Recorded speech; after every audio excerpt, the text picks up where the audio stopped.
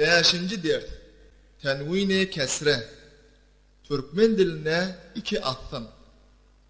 Tenvin-i kesrenin kurumi ya teşkil boluşu. Kesre ve nun-i sakin koşulup tenvin-i kesre doğrulanıyor. Şu harfi okuyaylı. Bin. Tenvin-i kesren kelime sonuna geliyor. Şu harfleri okuyaylı. İn. Bin. Tin. Bir neçe mesal Kur'an'dan ve başka kelimelerden. Şu mesalleri yeke okuyaylı. Oray, şin. Cemlep okuyaylı. Urayşin. Resulin. Rasulin. Şehrin. Şehrin. Ecelin.